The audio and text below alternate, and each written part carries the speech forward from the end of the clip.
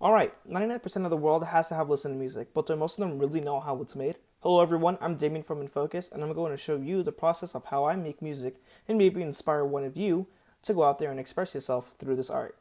Now you're probably wondering, who am I and why am I qualified to teach you guys the process of today's music? Well, I've been producing music under the name Drift for about a year now, and I mostly have been producing a genre called EDM, which I'll talk about in a bit. But more specifically, a subgenre called synthwave, or some kind of form is it. I don't really know myself. Alright, let me teach you about the music I create. Electronic dance music, or EDM for short, is a music genre using more electronic instruments, such as synthesizers.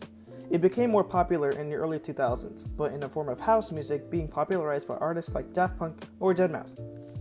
But the most popular subgenre you've probably listened to would be electropop, being popularized around 2010 by artists like Zedd or Avicii. For example, Wake Me Up is an electropop song that Avicii made, or Stay by Alessia Cara, and Zedd is another one. Starting off, my head's out of frame, I'm gonna be pissed. Okay, we're first starting off, you don't need to buy a whole bunch of fancy equipment. Basically, all you're gonna need is headphones and a computer, which is what I basically had for the first time. Now, first things first, you're gonna need a computer. Like I said earlier. I'm too lazy to disconnect my computer from my dock, so here's a picture, and also here's the specs if you want to be a nerd. Second, you're going to need a MIDI keyboard. I have a Novation Launch Key 49, which is on the high end, but you could probably settle for something like a Kai MPK Mini, which is much cheaper. Basically, what a MIDI keyboard does, it controls the virtual instruments on your software, which I'll explain later, and it uses a language called MIDI, which I will also explain later.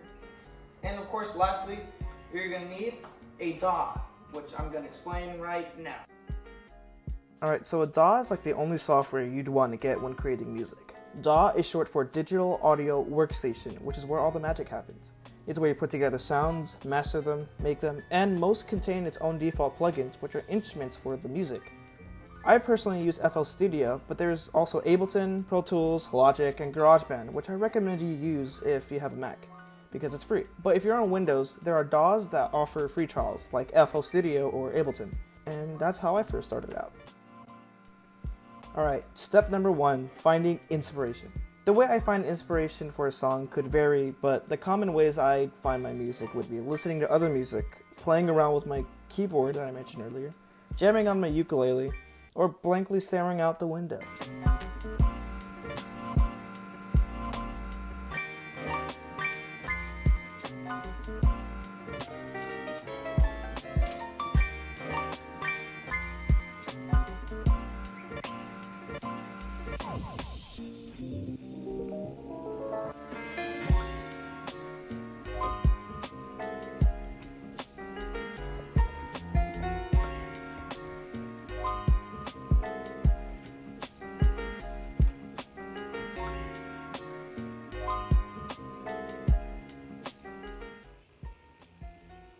Oh yeah, that sounds good.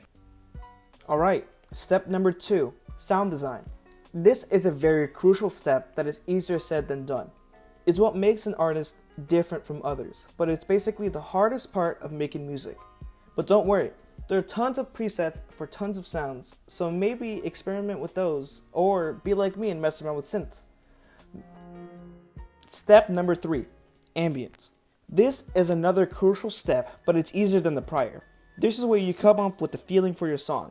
It could be energetic, it could be slow, it could be a song you could drive to, it could be a song you can cry to. Whatever you come up with, it's going to be the backbone of your song, and it's what you want your listeners to feel.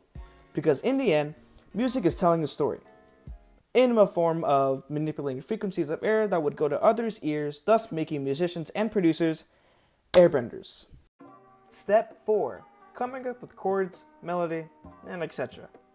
Alright, once you've come up with your sound and your atmosphere, it's time to piece it all together and create a song. First up, come up with your basic chord progression.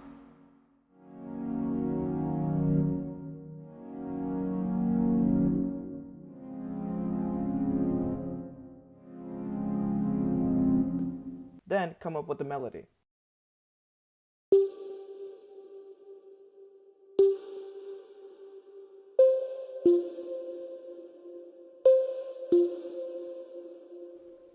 Next, create a beat. In this case, I'm a little bit lazy, so I'm using a pre-made beat from a sample pack.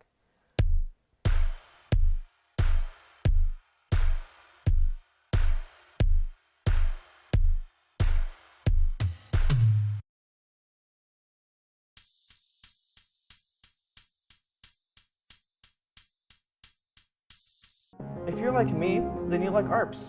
Arps, or arpeggios, is a series of notes that would go up or down like this.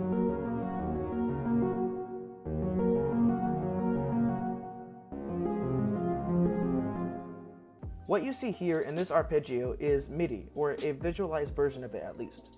Now let me tell you about it. Alright, MIDI, what is it? MIDI is short for Musical Instrument Digital Interface, I think. And it is a computer language that tells synths to change the pitch or velocity of a sound. This is what my MIDI keyboard does. It tells the virtual instrument in the DAW to play a note and change the pitch.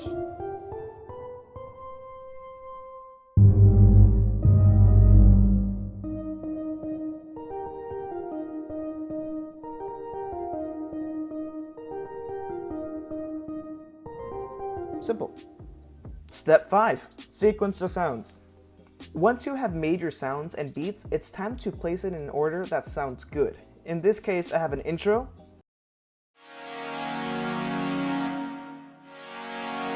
a build,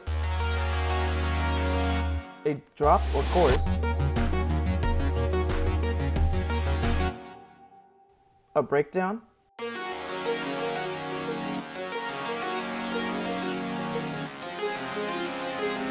another chorus,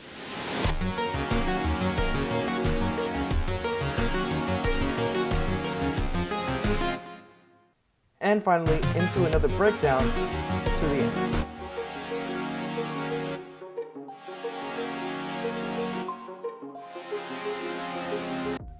Lastly, step 6, effects, automation, etc.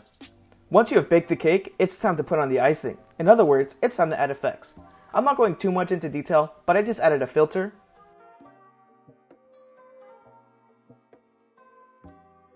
some reverb, then I added some automation to control them. In short, automations control the parameters of each effect or volume.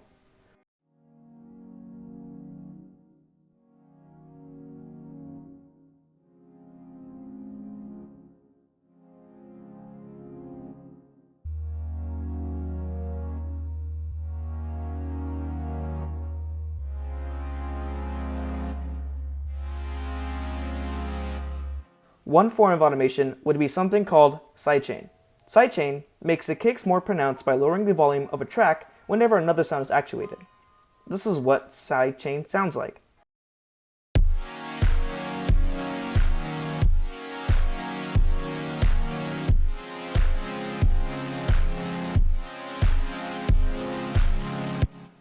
As you can see, the volume of the main track goes down whenever the kick actuates. That's sidechaining.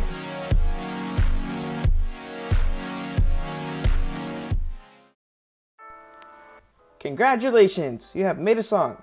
Probably. Probably not. I'm expecting you didn't make anything. And that's okay. Maybe you should extend your comfort zone and try it out sometime. Maybe not now, but eventually. Yeah. Of course there's much more to what I just told you, but maybe you could find out things for yourself. But without further ado, here is a song.